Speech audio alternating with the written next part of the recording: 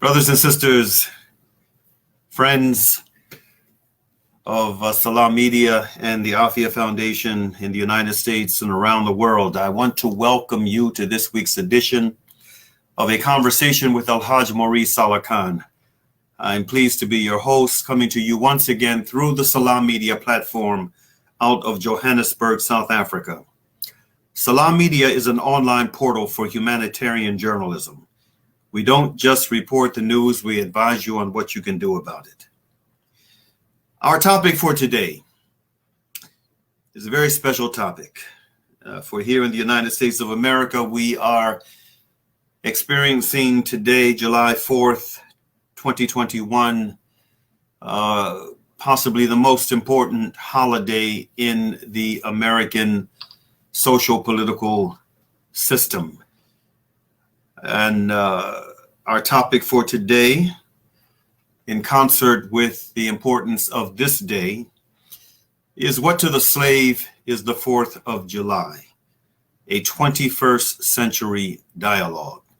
Now, for those of you who are historians or students of history, you are familiar with the first part of that title, What to the Slave is the 4th of July. This was a very historic speech that was delivered by a freedom fighter by the name of Frederick Douglass back in 1852.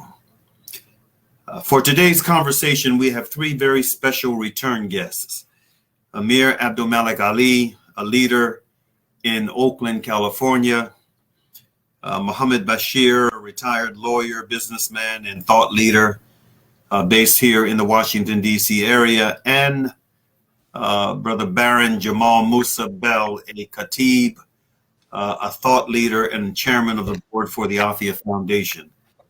Brother Muhammad and Jamaal are both based here in the Washington, D.C. area, where I too am based. I want to begin, for the sake of balance, and beginning this conversation with on a thought-provoking note. And before I do, I want to say to my brothers, welcome. Assalamu alaikum wa rahmatullahi wa barakatuh.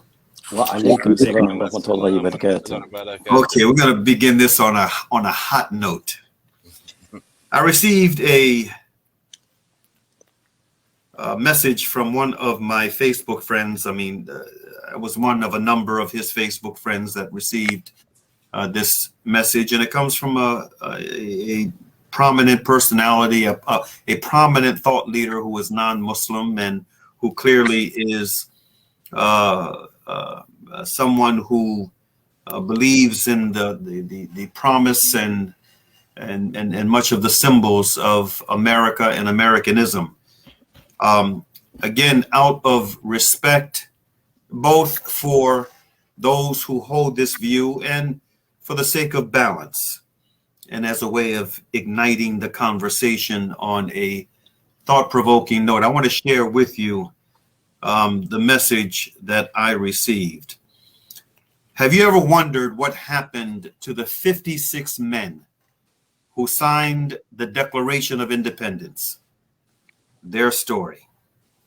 5 signers were captured by the British as traitors and were tortured before they died. 12 had their homes ransacked and burned. 2 lost their sons serving in the Revolutionary Army. Another had 2 sons captured. 9 of the 56 fought and died from wounds or hardships of the Revolutionary War. They signed and they pledged their lives, their fortunes, and their sacred honor. What kind of men were they? 24 were lawyers and jurists, and 11 were merchants. 9 were farmers and large plantation owners, men of means, well educated. But they signed the Declaration of Independence, knowing full well that the penalty would be death if they were captured. Carter Braxton of Virginia, a wealthy planter and trader, saw his ship swept from the seas by the British Navy. He sold his home and properties to pay his debts and died in rags. Thomas McKean was so hounded by the British that he was forced to move his family almost constantly. He served in the Congress without pay, and his family was kept in hiding. His possessions were taken from him, and poverty was his reward. Vandals or soldiers footed the properties of Dillery, Hall, Clymer, Walton, Gwinnett, Rutledge, and Middleton. At the Battle of Yorktown, Thomas Nelson, Jr., noted that the British General Cornwallis had taken over the Nelson home for his headquarters. He quietly urged General George Washington to open fire. The home was destroyed, and Nelson died bankrupt. Francis Lewis had his home and properties destroyed. The enemy jailed his wife, and she died within a few months. John Hart was driven from his wife's bedside as she was dying. Their 13 children fled for their lives. His fields and his gristmill were laid to waste. For more than a year, he lived in forests and caves, returning home to find his wife dead and his children vanished. So, take a few minutes while enjoying your 4th of July holiday and silently thank these patriots. It's not much to ask for the price they paid. I hope you will show your support by sending this to as many people as you can, please. The 4th of July means more than beer, picnics, and baseball games. True reflection is a part of this country's greatness. Now, first question out of the box, my dear brothers. Your reflection to this message and are the words of Frederick Douglass from that speech in 1852 still as relevant today as they were then? And if you say yes, why? If you say no, why not? Let's begin with you, Brother Abdel Malik Ali. أعوذ بالله من الشيطان الرجيم بسم الله الرحمن الرحيم الحمد لله رب العالمين أشهد أن لا إله إلا الله وأشهد أن محمدا عبده ورسوله. Assalamu alaikum, brothers. Good to be with you, brothers, again. And it's nice to meet my brother Baron. The words of Frederick Douglass are still relevant. The words of Frederick Douglass are still relevant because America is still an empire, right? February 6, 1899, this country decided to become an empire.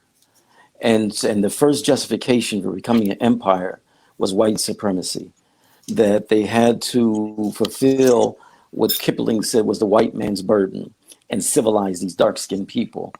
And so America is still an empire, and everybody knows America is an empire except Americans. But America is an empire built on white supremacy. And since that's the case, then the words of Frederick Douglass are still relevant. When he said those words, America wasn't even an empire at that time, right? But now we know that America's an empire. That's it. That's it. And white supremacy is a law of the land. And so, no, those words are still relevant. That's all I'll say to that right now. Okay, Brother Muhammad Bashir, your thoughts. A'udhu billahi minash shaitanir rajim. Bismillahir rahmanir rahim. Assalamu alaikum to everyone. I'm so grateful that for Quran in situations like this, because we get to start out by remembering to seek refuge from the accursed shaitan before we say anything. The words are still relevant, and to the point of your friend who offered patriots. Frederick Douglass says in his words, let me see if I can read the quote. The sunlight that brought life and healing to you has brought stripes and death to me. This 4th of July is yours, not mine. So I'm assuming when he talks, this person who is giving you this information and telling you about these patriots and their struggle and the property that they lost and the having to live in caves and all of that, he's talking about 1776 or 1700s, where Black people were the targets of racial violence every day, where Native Americans' lands were, by the same educated class, their lands were being taken and they were being scalped and their culture was being destroyed. And the enslavement was so brutal that the nature of the enslavement carries on even through the vestiges of what it is that we go through today. So therefore, talking about relevance of his argument that this 4th of July is yours, not mine, this is Frederick Douglass saying it isn't me. So perhaps your friend might want to read something about the slave narrative so that he can get an understanding of what it is to lose property. Because if you lost a house, I can imagine you lost your house, but I can imagine what it's like to lose your name, to lose your language, to lose your culture, to lose your God, to lose your friend, to lose your inheritance, and then never be able to put together a family, to be able to gain an inheritance, and to watch the culture develop from the founding fathers who participated as what he calls patriots to create a narrative that would never allow that Black man, that people Frederick Douglass was saying, it's yours, not mine, to get to the position to where they can have an inheritance that would connect them to America. And so your friend, I'm sure he means well, but it's kind of like the guy who always says, we don't want critical race theory taught to our kids. What he's saying is the same thing that Malcolm said to us. Only the fool would allow the enemy to teach their children. So he's not going to be a fool. He's not going to tell you the truth about history. He's just going to tell you about the history that glorifies him. And so therefore, when Frederick Douglass speaks and tells you it's yours, not mine, he's saying you have glorified yours, but you are ignoring ours. Mm-hmm. Brother Jamaal, what say you, brother? Well, Bismillah ar-Rahman ar-Rahim. Assalamu alaikum wa rahmatullah to everyone. So if I can, and I'll try to do this as quickly as I can, I want to read something from Surah Muhammad and bring this into the 4th of July celebration. And in the second ayah, and I'm going to say this just in English for brevity. But as for those who bear faith and do good deeds of righteousness and believe in that which is revealed to Muhammad, for it is the very truth revealed by their Lord. He has purged them of their sins and has improved their condition. That's Surah Muhammad. Now, the two other surahs in the Quran that we read is Arad and Anfal, where basically Allah does not change the condition of the people until the people change that condition themselves. When we read those ayahs, Ikhwan, in the Arabiya, there's no Arabic word in those terms for condition. Those are things that have been added to the ayat.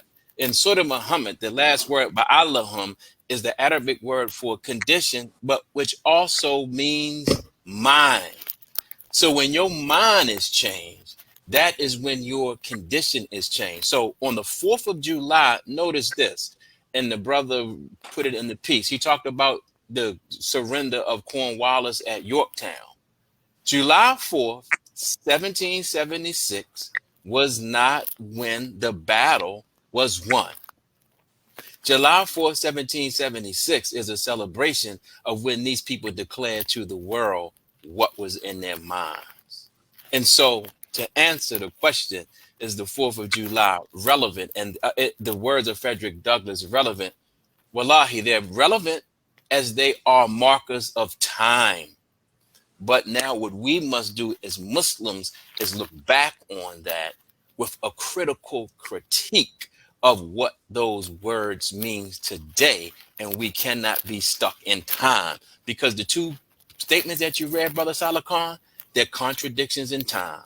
Frederick Douglass saw things as they were in his time as a slave with no hope. The brother who sent you those statements, he sees it as hope. Now, white supremacy is definitely on the run, but is it the same as it was in 1776? George Floyd, his murderer, Derek Chauvin, is in jail. How did he get there? A friend of yours, Salah Khan, Brother Keith Ellison, serving as the prosecutor in Minnesota, a follower and student of Imam W.D. Muhammad, led charges, and now Derek Chauvin is locked up for killing a black man. So now how do we as Muslims in our time, place, and circumstance reconcile that with white supremacy and bring our people into a definite, precise intellectual understanding of where we are?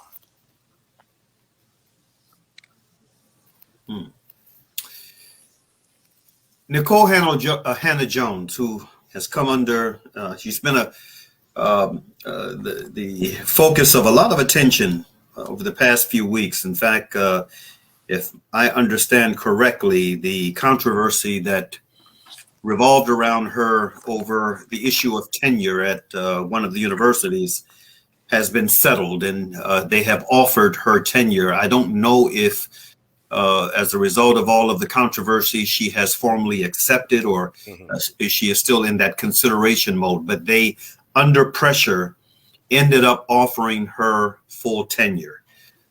Nicole Hannah-Jones, who wrote that very powerful piece that was published in the New York Times on the whole question of the 1619 project, the purpose behind it, etc. She, when that, around the time that that issue was being introduced, about a little over a year ago, she wrote, "Our democracy," this is a quote, "our democracy's founding ideals were false when they were written. Black Americans have fought to make them true." That's a very insightful, in my humble opinion, observation she makes. Black Americans have fought to make the ideals true. Now, in preparation for today's conversation, I wanted to see what Wikipedia had to say about another one of the controversial elephants in the room is in the intellectual and political realm, CRT, critical race theory. The opening lines of Wikipedia's page on CRT reads as follows.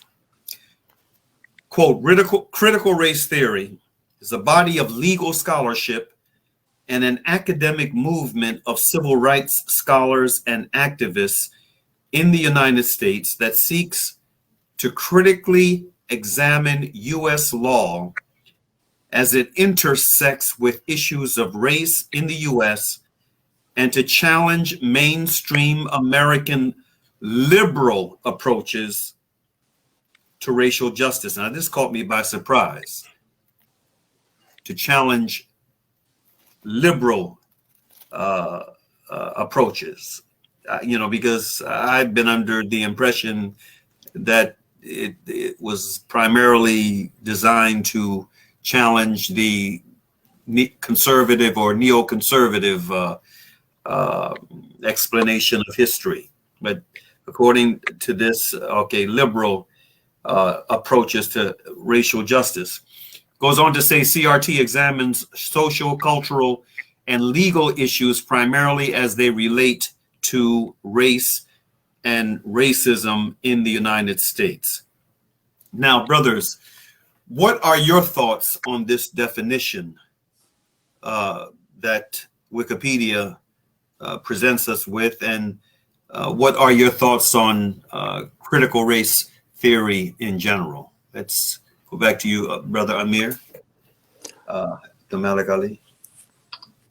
It's a teaching of history and what America is really about. That's really comes down to what America is truly about.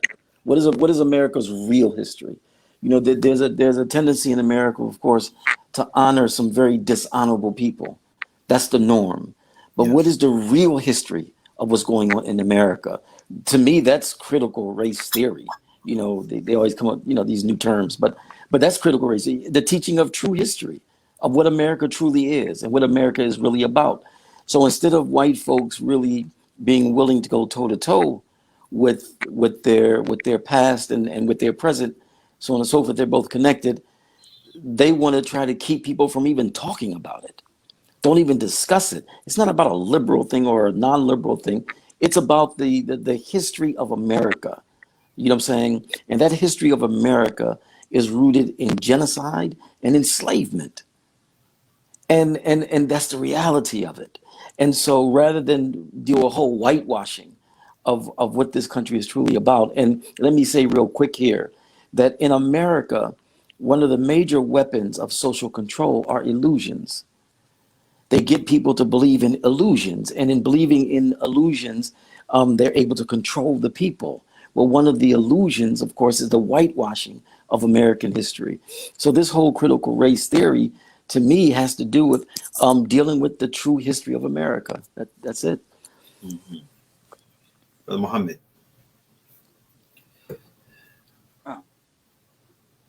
The concept of critical race theory is, when I was in law school, it was just developing.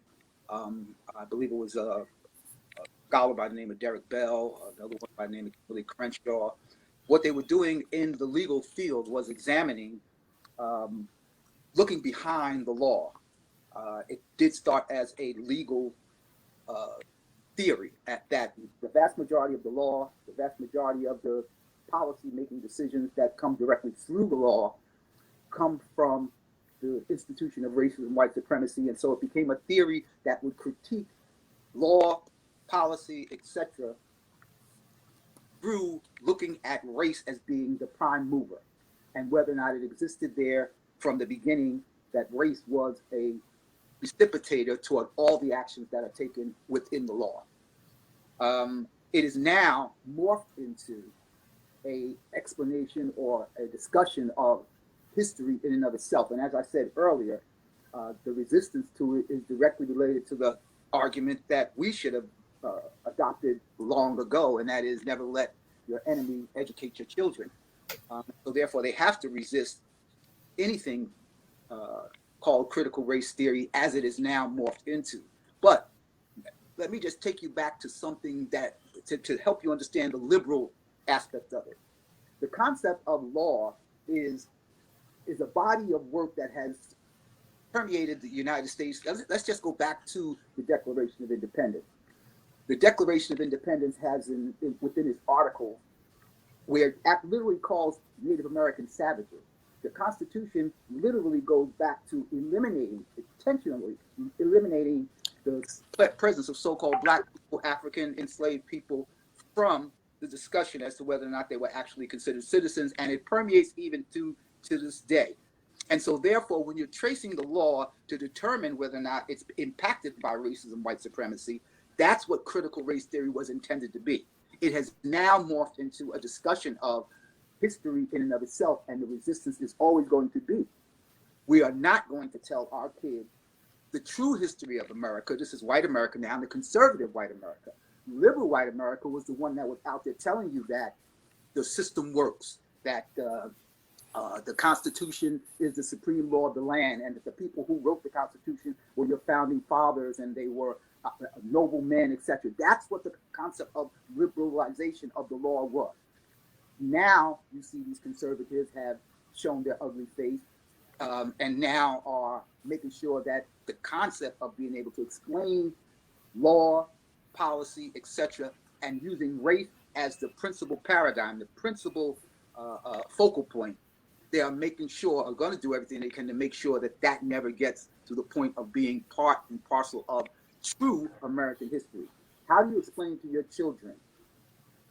How do you explain to your children the enslavement of Africans and how that from 1619 to now, they're still being treated the same or similar? So when you say pull yourself up by your bootstraps, you don't have an argument because you're the one always pulling the boots away. And so if you learn that history, then potentially the people can move over to something called a little bit more egalitarian. But who's going to give up their privilege so that you, as a Black man, could move into the realm of equal justice? That's what the question is right now. That's why critical race theory is under criticism. because no one wants to give up that privilege, which is now being controlled by the conservative narrative. No one wants to give up that privilege, and the way you attack that privilege is by learning the true history. Brother Jamaal. Yes, Brother Abdul Malik Ali, towards the end of his answer, said that America has a lot of, what did you say, a.k.a. Falsehoods or false images? Illusions, alhamdulillah, illusions. So I'm going to add to this in part differently and say critical race theory is one of the American illusions. And Salakan, you went to the Wikipedia definition, alhamdulillah, so I won't have to read as much. But I have a book, The Critical Race Theory, The Key Writings That Formed the Movement, published by the New Press. Now, listen to this from the book in the foreword.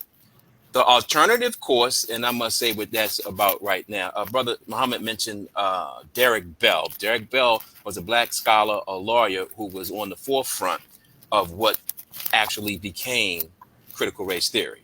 And so he took a job, he left Harvard, took a job someplace else, and the students there rebelled because they wanted somebody else to teach that class or to take Mr. Bell's position, and the students weren't satisfied. So they developed at Harvard something called the alternative course. So let's listen to this.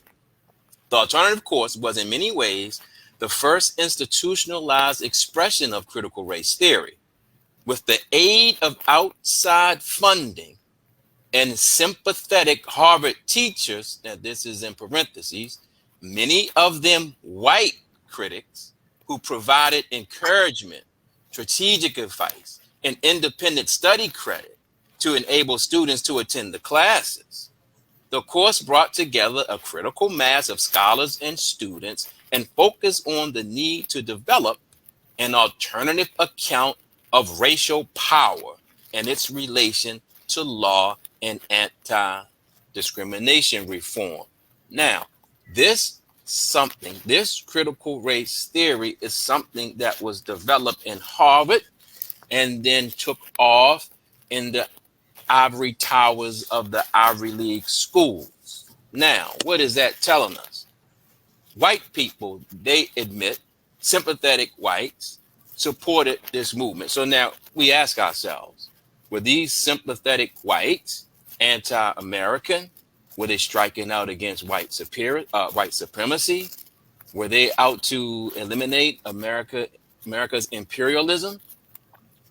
And so we had to be very careful as Muslims, the things that we embrace and the arguments that we get ourselves into. We have some Muslims, some young brothers who mean well, but they have entered the ivory towers of white academia. And now they're presenting critical race theory as something that our Islam needs, or it can be enhanced by. We as Muslims, Malcolm X, on and on, we don't need critical race theory. We don't need liberal whites, a movement supported by them, to tell us anything. When we read the Quran, and I had a conversation a couple of weeks ago, and this critical race theory study, and black people in particular, Ikhwan, made me see this clearly in the Quran. And we always, as Muslims, every time you read an ayat in the Quran, 10 years later, that ayat might be totally different to you. And you'll get an understanding, right? That you never had before. And so this particular day I was musing, brothers, and I thought about not an ayat in the Quran, but just the Quran in general. Have you ever noticed that the enemy, or if you knew, the enemy of the Arab people in that time were the Persians and the Romans, right? Mm-hmm. But the Quran is not revealed in the backdrop of the enemies of the Arabs being the Persians and the Romans. It's one surah, Ar-Rum, that mentions a battle in a place far off, which serves as a prophecy to Nabi Muhammad sallallahu alaihi wasallam. But that's not the context of the revelation. The context of the revelation is not an external enemy. The context of the revelation is what's going on amongst a people. And what is the solution to their problems? It's not a theory. It's not a solution to defeat the Greeks and the Romans and the Persians and the Byzantines. It's Taqwa and Tawhid. It's Taqwa and Tawhid. Allah already told us what's going on. Critical race theory doesn't tell us anything about white people. Allah told us what Iblis said when he created Adam. Submit, Iblis. Iblis said, I'm not going to do it. Why? Because I'm created from fire and he's created from clay. Iblis believes in Tawhid. Iblis calls in sort of in the seventh surah where this story is, he says, Ya Rab, oh Rab, my Lord, you created me from this thing, my creator, but you created this one of mud, of clay. And so it's beneath my inalienable rights to submit to him. And what is the pinnacle of American thought? Inalienable rights to property, to life, to liberty, to pursuit of happiness. So we can go off into this critical race theory thing, but guess what critical race theory does not talk about? Tawhid and Taqwa. It is a reaction to white supremacy. And Islam is not a reaction to white supremacy or the white man. That's how Mr. Muhammad brought Islamic terminology to us in that backdrop. Brother Malcolm spoke to us and he resonated to us in the backdrop of our enemy and our oppressor. But that's not Islam, Ikhwan. We have to flush ourselves of that and see and read the Quran for what it is. And then our paradigms, our solutions come from that. Tawhid and Taqwa. So I'm not saying critical race theory is bad, it's wrong, none of those things. But when you start dealing with theories, the question is, what inspired those theories? Are they on Tawhid and Taqwa, or is it something else? So that goes back to the relevancy of Frederick Douglass in the 4th of July and what I was trying to say earlier about our mindset. Frederick Douglass saw himself as a black man, and he saw America as something that was not allowing black people to be free, to be liberated. America was his focus. Our focus as Muslims is Allah subhanahu wa ta'ala. And what we understand of adl and what we understand of justice first starts there, not at Harvard, Yale, and Columbia. Well said. For the benefit of our non-Muslim viewers and listeners, the brother referenced two doctrines, two principles in Islam, Taqwa and Tawhid. Taqwa is God consciousness, Allah consciousness. Tawhid is the oneness. It speaks to the oneness of Almighty God, that there is nothing worthy of worship except that one creator of all life and everything that exists. So these are very fundamental principles in Islam that everything else revolves around.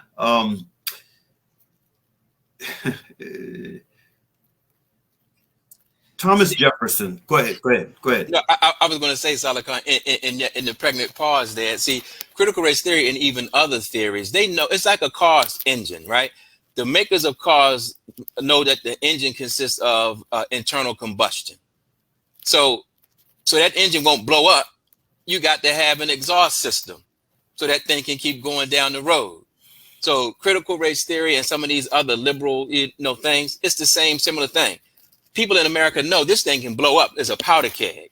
So we have to create some mechanisms for people to blow smoke, but in a way that's not threatening really to the power structure. And that all comes back to Allahu Akbar. Allah is the greatest. Mm-hmm. And it also touches upon another reality from my humble perspective. Oftentimes you hear folk, especially folk who define themselves either as atheists or agnostic. They, say they don't believe in religion because, religion has been problematic for humanity, et cetera, et cetera. Mm-hmm. But the reality is, religion, as the term is, actually defined by practice, is nothing more than a belief system. That's what religion is. It's a belief system. And so secularism, atheism, is religion. It's a belief system. And and well, anyway, I don't want to get way off on a tangent, but we live in a society, we live in a world where deities have been made of everything, you know, of everything. You have large and small deities, and Islam is a system of life and living. It is a deen that invites the human being, the human creature, one of the only two elements within this universe that has been given the gift of limited free will, human beings and jinn,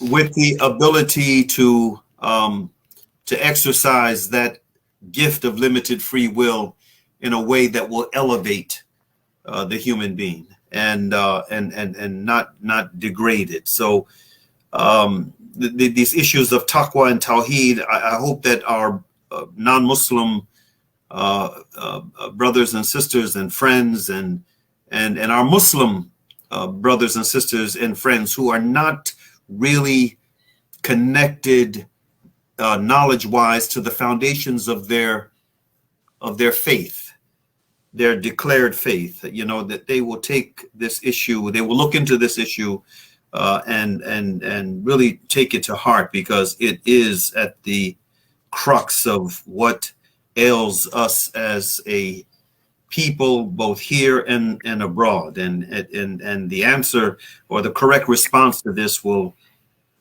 open the door for a tremendous amount of healing and relief from that which ails us. With that said, brothers, what came to mind for you? And what came to mind for each of you when you heard that we were going to be having this topic as the topic for today's conversation, against the backdrop of what all we are going through right now as a nation, with the pandemic, with the viral pandemic, and with the social pandemic, the social political pandemic? All of this turbulence is taking place right now. What thoughts came to mind when your brother Salih Khan invited you to the table for this conversation? And just whichever one wants to respond first. Well, my thought, Salih Khan, was that it was a perfect symmetry, if you will, particularly the question about critical race theory and Frederick Douglass, that this particular program of yours today that you do on this Sunday corresponded to the celebration of the 4th of July. And so that's what I, thought about, is that, wow, here we are on a day that many Americans are going to be celebrating the 4th of July in some shape, form, or fashion. And the question, what is the 4th of July to a slave? I almost could say I could expand that. What is the 4th of July or any other secular holiday to the Muslim? Is what I was thinking. If all the racial politics of America could be healed, we had a non-white president that served 8 years, Barack Hussein Obama, and notice how I said that. We had a non-white president for 8 years. But if we had some other president, a black president, without Tawhid and Taqwa, what does it mean for us? Our history is replete with misers, with oppressors who are quote unquote black or African or whatever we want to call it. So the elimination of white supremacy, and what you said about God, Salih Khan, sometimes we can make the white man our God when we always genuflect towards him, right? Yeah. Everything is now, they doing this to us. They're doing that to us. And then they give us a bone by acknowledging something trivial, simple. Critical race theory. Yeah, America is racist. Thomas Jefferson was a slave master. George Washington was a slave master. Guess what? We knew that. That's not rocket science. So just by you acknowledging that, it's not going to make me see you differently. You know why? Because my sight of you is not deepened by any form of hatred. I see everything within the order of Allah. And as a Muslim, I have a paradigm, and I'm trying to attain to something that doesn't require me to always reflect and react to you, what you're saying, your days, your holidays, your celebrations, and your observances. That's kind of the things that were going through my mind. Mm-hmm. Yeah, one of the things I thought of was that when the president was talking all this foolishness about recognizing Juneteenth, and I'm glad you had mentioned something about that in terms of part of the discussion, because one of the things that I do not want our people to, one of the things I want our people to realize was that slavery was not ended; it was transformed. And so when you say, when we talk about a celebration for the end of slavery, but the Constitution says we're allowed to use prisoners as slaves. And who are the prisoners? They're the people who were one time in chattel slavery. So you didn't end, slavery did not end. You know what I'm saying? It was just reassigned. It was just transformed into something else. And so we have to as a people get away from that idea that that slavery quote unquote was ended, and their own constitution doesn't even say that. Neither slavery nor involuntary servitude, except when used as a punishment for a crime. And who are the people who ended up in the prisons? So according to their constitution, slavery is not over. So what are we doing, having events where we celebrate the end of slavery? So I have a real problem with that. So that's one of the things that came to mind when I saw the program. MashaAllah, I guess that leaves me. I had a similar kind of a thought process. I always try to look at everything from where is the law in this? Almost every question that I ask, even when I pray and when I play basketball, where is the law in this? Where is my ability to, that this might be the moment that Allah calls on me? Am I going to do something, say something, respond to something, understand something that will help me get to that? I'm a retired attorney, so I understand a critical race theory from a different angle and why it's a theory. I'm a historian, so I understand history from Surah Al-Fil. I understand that if we don't understand Surah Al-Fil from Quran, that's the story of the elephant. But there's a backdrop to that story. That story gets us to the point to where the Abyssinians come into the continent of Saudi Arabia, and then that there's a gentleman who wants to destroy the Kaaba, and we move on to where Allah sends the birds to destroy his army. All of that tells me there's a science to history, and so if we don't go back and begin to see the history, trying to get people to just simply understand Surah Al-Fil without understanding the history, trying to get them to understand where we are and how we got here without understanding the history, I'm thinking, okay, this is an opportunity for us to be able to say that the truth, the reality of the world is La ilaha illallah Muhammad Rasulullah. The illusion is we hold these truths to be self-evident that all men are created equal. Because from the very beginning, La ilaha illallah existed and it was established that it was true. And from the beginning, we hold these truths to be self-evident that all men are created equal was an illusion, and it remains an illusion. And so therefore we have to be able to bring people, our people, anybody else's people, to the truth, to the reality in our discussions, in our writings, in our media, in our khutbahs, in our visits with other churches and everything like that. We have to bring them to the reality that and sometimes the only way you can get there is to be able to show them the history and then show them where Allah is in this. And that's the first thing that came to my mind. Mm-hmm. Brothers, this is the time. Let me just interrupt a second. Go ahead.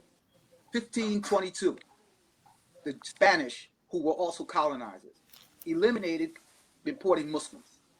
Why? Mm-hmm. Because the Muslims would be holding on to jihad. They would not let you, you don't have the right over my body. My body, my spirit belongs to Allah. Mm-hmm. And so therefore, if you look at the history, now see that there's a rebellion between the Spanish, who are mostly Catholics, and the British, who are mostly Protestants. And so this is why you have so many Africans in the South coming up from the Caribbean, etc., fighting with the Spanish against the colonizers, the 13 colonies and the British. The 13 colonies and the British are fighting these so-called Africans who are coming up, who are coming through through Spain. Same Spain that in 711 the Muslims entered into and taught them civilization and carried their culture till 1492. We aren't separated from that history. And so if we continue, if we give them the history, if we give the community in the world the history, they'll be able to connect with, say He Allah is one, Allahu Samad, Lam Yalid wa Lam Yulad wa Lam Yakul Lahu Kufuwan Ahad, because they can see the hand of Allah in all of it, and as we can see the hand of Allah in all of it. Mm-hmm. You know, the 4th of July is also tied into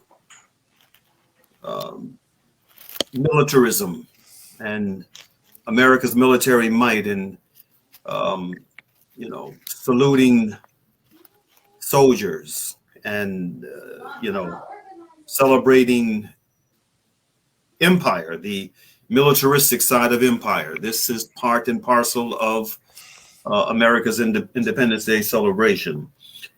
Given most of our history as it relates to the issue of militarism, most of our history, should Muslims, in your view, be comfortable in going into the military? The U.S. military? The U.S. military we're talking about? Yeah, we're talking about the U.S. military, and then we, if you want to, you can extend it to militaries abroad as well. But you know, we're specifically the U.S. military. As a citizen in this country, do you feel that it is something that we should feel an obligation to shoulder as patriotic citizens? No. It's an imperialist. It's an imperialist power. It's an empire. And so the nature of empire is to do what? To take over other people's lands, to steal their land, their labor, and their resources. That's the nature of empire. And so we cannot participate in that. Now it's interesting now, when we go back and see how so-called minorities, dhimmis, were dealt with in the Muslim civilization, they paid a tax, right? They paid a tax, the jizya, right? But they didn't have to fight in the wars. They didn't have to fight in the wars. You know what I'm saying? And so we cannot align ourselves with a government that is an empire rooted in white supremacy, racism, right? That is in our own countries, African Muslim countries, creating havoc, bombing Muslims. So we in turn join that military force to help kill other Muslims? No, we're not allowed to. We're not allowed to. We can't. You know, Brother Salih Khan and Abdul Malik and Bashir, this argument comes up, or this question comes up sometimes, Salih Khan, and this is going to sound harsh for particularly the non-Muslim, and even some Muslims maybe. Well, what if some people are raping women? Then can we go and join the American forces to fight against people who are raping women? If the intervention of America or any other power or institution is not for fi sabilillah, then that answer is no. Meaning you think it's for a good purpose. But if it's not Tawhid and Taqwa pertaining to that purpose, how do we know the initiative is good, even though you're spinning it as something that is good? Right? Oh, the people are starving. Well, people are starving here in America every day, but you're not going to war in the cities of America. So it for the Muslims, it comes back to that.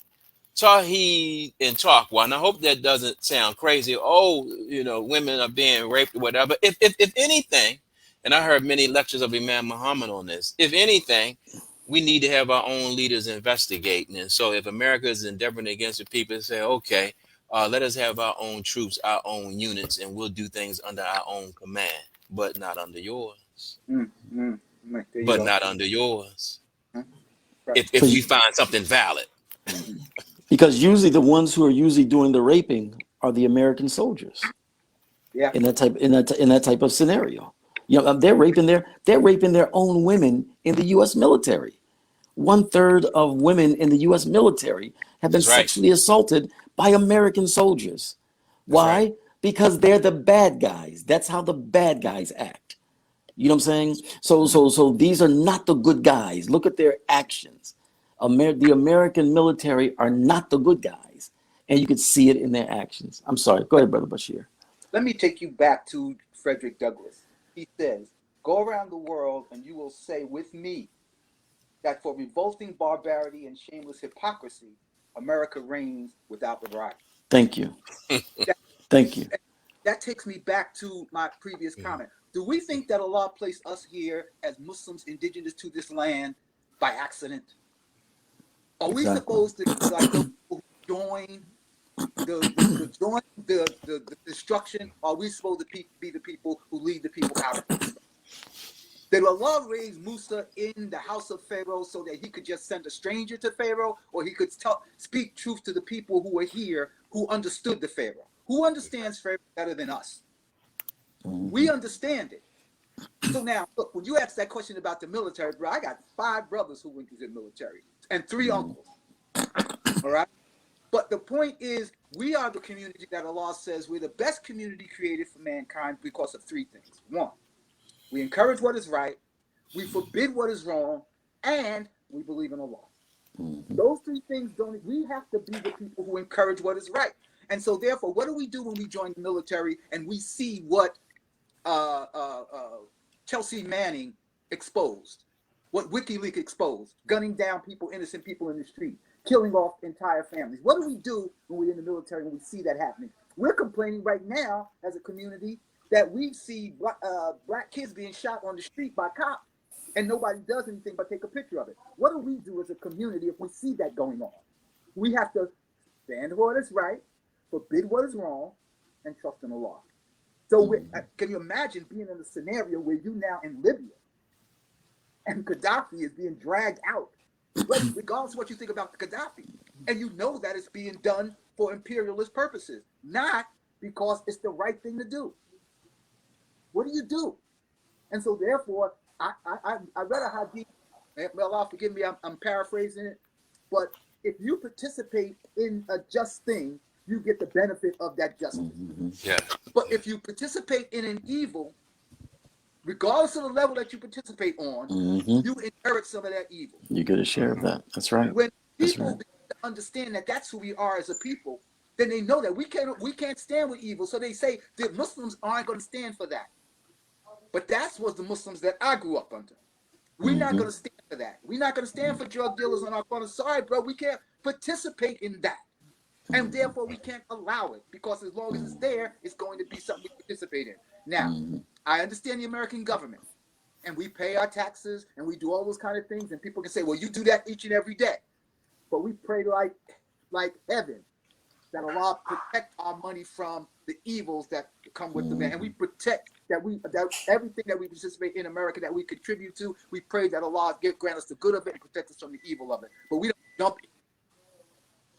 And I wanted to, if I can, Salakhan, quickly what Muhammad Bashir just said. To me, the story of Yusuf in Quran is always instructive. When Yusuf was not in authority in the land, he took a position under that Aziz. But that Pharaoh, was not murdering and killing the people. So we have to engage as Muslim and as just people within this society, but we cannot get ourselves into a situation where we're going to do harm and take the life of an innocent person. Because somebody could easily argue, what's the difference between working in the military and working downtown for City Hall?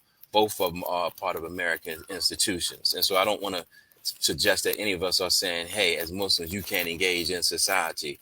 But we have to, like Brother Bashir said, we have to enjoin the good and forbid the wrong. So if we have any people in the military, because I know people who become Muslims and say La ilaha illallah because they witnessed what happened in the military. The Yahud plan and Allah plan, and Allah is the best of all planners.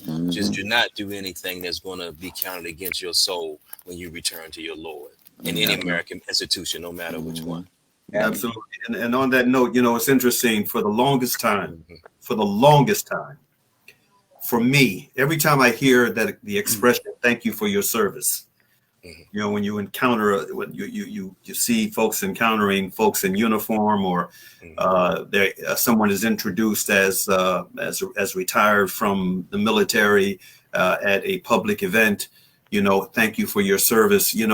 It always, my internal response is, that the more appropriate expression should be, may Allah forgive you, may God forgive you for your service. May Allah, may Allah bless you to rectify yourself, for aiding and abetting something that was not in the interests of humanity. So with that, I knew that this doggone program was just going to fly by. I knew it was. But so we're at the end of it, brothers. I want to give each of you a minute to make a final thought, to share a final thought on the topic that was under discussion for today before we close. Wow. Let's begin with you, Amir Abdel Malik Ali. No, I think everything has been said, really, and the beauty of this deen, listening to the brothers, as we were, discussing things, the beauty of this deen is that this deen will not allow us to believe in illusions. It will not allow us to believe in illusions. It will not. You can't be an empire and a democracy at the same time. That's impossible. And so, one of the things I'm just so thankful for this deen is just that we cannot believe in illusions, and that enables us to command what is right and to forbid what is wrong. With that, I'll just turn it over to the brothers. Brother Muhammad. Alhamdulillah, thank you for having me, and thank you to the brothers. May Allah bless all of you. Ameen. Ameen. If you are enlightened by it, may Allah continue to guide us all. Let me just say briefly, the concept of the 4th of July versus the concept of freedom, justice, and equality are basically two separate and distinct things.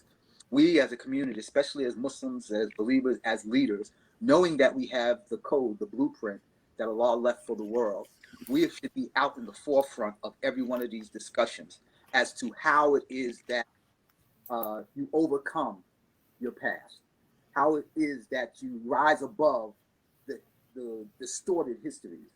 And so if we are able to do that, I think that's really where we are as Muslims. I think that's one of the reasons why we're here, stuck in America, watching America. We don't need to watch anymore. We need to take over. And I don't want to say like, grab your hatchet and go out and chop something. I mean, intellectually, religiously, spiritually, we need to be the ones out there, because we're the only ones, the only deen that says that you have to encourage right, forbid wrong. The only one.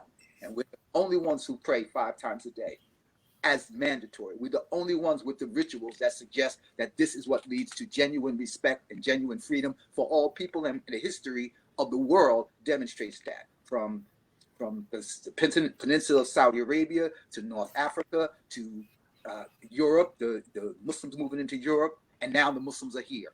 And so we need to embrace that history and be able to say, this is one of the reasons why Allah has us here, so that we can shed the light on the world for the people. Jamaal.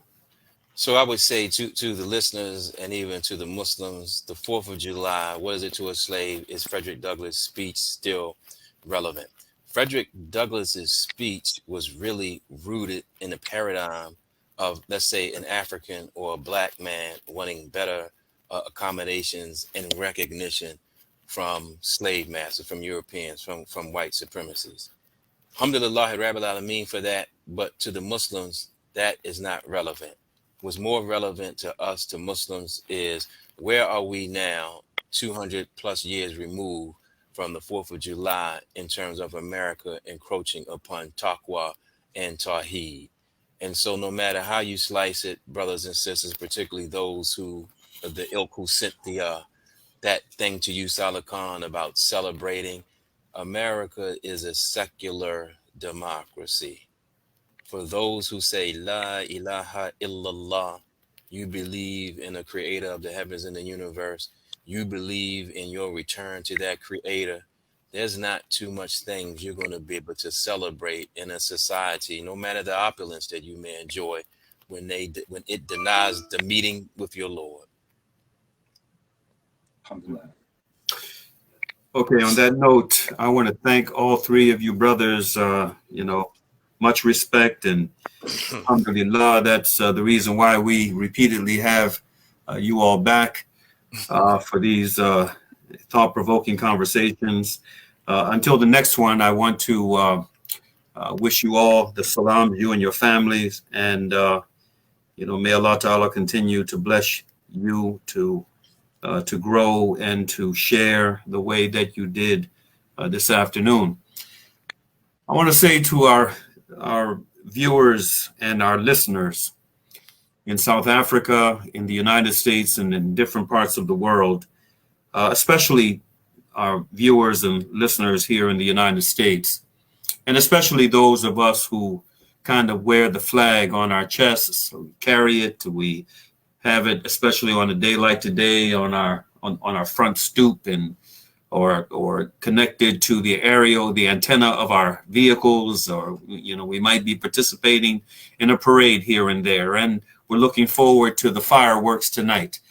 I want to say to you that what you just heard during the course of today's broadcast, during the course of today's conversation, shouldn't be taken as, oh, there go some Muslims, engaging in hate against America. No, it's not about that at all.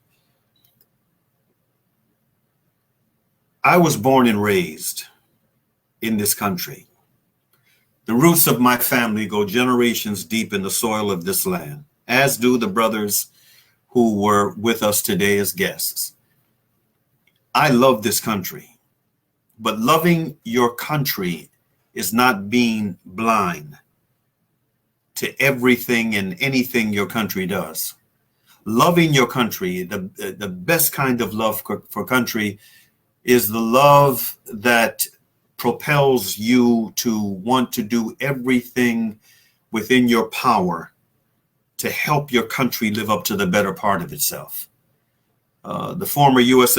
Senator J. William Fulbright, for whom the Fulbright Scholarship is named, he held one of the most powerful committees in the U.S. Congress, the Senate Foreign Relations Committee, the chairmanship of that committee, longer than any other senator in U.S. history, up until the time that he retired and I think years later passed away. He held the record. I don't know if anyone has eclipsed it, but he held the record. And from that lofty position, this highly respected political leader ended up writing a book based upon his years of observation and experience, a book titled The Arrogance of Power, in which he describes two Americas. That book is a book that you should read. It's a book that really uncovers the two Americas. And, the America the Beautiful is the one that we have seen the least over America's roughly 244 years of existence. We have seen the America the Beautiful the least. We have seen little glimpses of it. We have seen the possibilities of it here and there. And whenever we have seen those glimpses of possibility, it has come through struggle. Loving your country is having a commitment to do everything in your power to help your country live up to the better part of itself. May Allah bless us, irrespective of race, creed, color, political ideology. May Allah bless us to be among those who struggle to the best of our abilities to help the United States of America live up to the better part of itself.